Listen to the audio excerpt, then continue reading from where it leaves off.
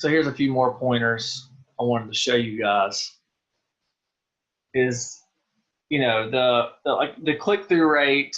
So if Google can see, man, like this click-through rate is, 10%, and all the other sites on page 1 are 2, then from how it works is, then I'm like, man, this people must really like this site. Let's show them some love, quote unquote, and they'll move up in the rankings because the data is telling Google, like, people, whatever it is about this site, it must be relevant and people are clicking through.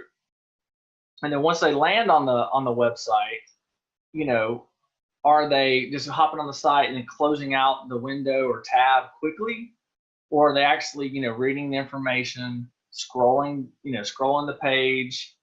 And Google can track, you can look at all this through analytics, see the time on site. I mean, Google can see that. So if somebody's sitting there actually doing some research, clicking around, versus somebody just hopping on the site and closing the browser real quick, again, Google, you get quote unquote points for that, and it's, you'll move up in the ranking. And like I said, the bounce rate is kind of like if if somebody hops on the page and they go, that's your bounce rate will be high, versus if somebody comes on your page and they spend time actually scrolling and looking around and going from page to page, and filling out your web form and stuff like that. And then also, the number of citations, which is, like directory listings that have your like name, address, phone number in them, and we're going to talk a little bit more about those. But so that's what citation, like Yelp is a citation, for example. And reviews are a big thing, especially in Google My Business listings. And and I always look at that. I mean, think about when you go onto Google and you shop. I don't know about you guys, but I find myself, I even know how all this works, right? But I still find myself more and more kind of pointing to the 3-pack, the MATS listings, and then, what's the next thing you look at? The reviews, right? If somebody has 50 reviews, at a 4.9, and the guys below them have a 4.6 with only 3 reviews, I mean, it's human nature to gravitate towards and click and research the company with the most reviews. And I did mention this, but relevant links, local to your site. Like if you're in, Charlotte, North Carolina, for example, like a local Chamber of Commerce link. I mean, Google can obviously read that site, read yours. Oh man, this is from, they're both in Charlotte. Cool. You get relevant points for that.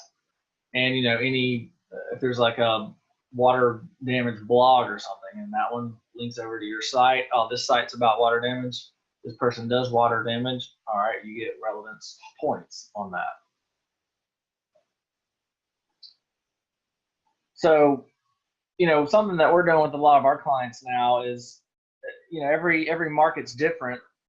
Whether in the Northeast, Florida, California, I mean, there's a lot of variables, right? I mean, demographics, weather patterns, population, which is kind of part of demographics. So there's a lot of, you'll have your main core keywords, but there's also a lot of stuff that, one area they might call, a commode, and then most, some of the country will call it a toilet, for example, right? For like toilet overflow or something like that. There's a lot of stuff like that you can really figure out if you really dive into the data and look at the keywords for your particular area. And you can just use the simple Google Keyword Planner for that. And there are some other tools, that kind of we use, but obviously you guys don't need the crazy tools like WordStream and SpotFood and all that. A simple Keyword Planner is a great starting point, and you can get a lot of the data you need from there. So something else is, just having a great website with unique pages, targeting those specific keywords. So, if you also do, storm damage cleanup, for example, it helps to have a separate, don't try to cram all of that. If you want to have all your services on the main page, fine, but you should have a separate, page URL specifically for storm damage. And then you're going to have, unique content specific to storm damage on that page. And you might have a separate page for mold remediation. And if you do fire damage repair, you want a separate page with unique content on that page. And then you also want, separate pages for your city as well. I mean, almost everybody, actually everybody that we've ever done business with and talked to, from restoration companies tend to cover a little ground. So there's going to be multiple cities you cover, obviously, right? So you want to have city pages specific for those cities, and that way Google can see, like, they're going to be more likely to show up if you're a suburb of a main city, but somebody's searching from the suburb, they're going to show the suburb page, right? So you might as well have a plan for that from the get-go on your site. And then, you want to obviously have your website optimized for the user experience, and you want a high click-through rate. You want pictures, maybe some videos if you have them, some personalized pictures to really, display what the consumer is expecting to see when they visit that page. And then there's, a few obvious things that, you have to do the proper on-page optimization, title tags, header tags, keyword and the content. But I mean, there's a certain ratio to all this as well, right? You can't just go in there and blast a million keywords in there, and because obviously Google can see that you're trying to spam them and game the system. So there's always a unique ratio that you have to keep all that to pay attention to. And then, from the off page or the off-site optimization, with the link building and stuff like that, it'll help build up the overall authority of your domain. And, that also is still ranking, that's kind of always been a ranking pattern. It still is, relevant today. And then obviously you want to track your results as you go. I mean, a lot of our clients come on board that, they're like, well, how are you doing now? And they're like, well, we don't even really know. Apparently I got this guy doing SEO for me. We're not really sure what's going on. So obviously you want to track the movement and make that way you can see if you're for putting resources into play, you want to make sure they're working, right? If it's not working, you don't want to keep doing it. So it's very important to track your results. And from a keyword standpoint, I put together, I mean, obviously this is not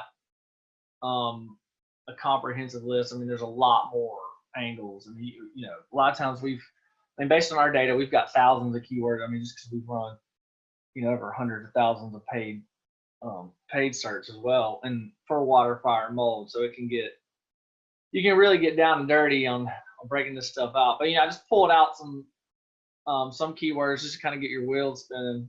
And again, if you have city pages, it helps to have city and then service, and that way it'll be on your URL string. So, and just a few keyword ideas to help you guys think outside the box. There's one keyword on here I see. It's, who to call for flooded house. Now, everybody's like, I want to rank for water damage #1, which, obviously there's call lines that come there. But, I mean, I can promise you, we have the data to prove it.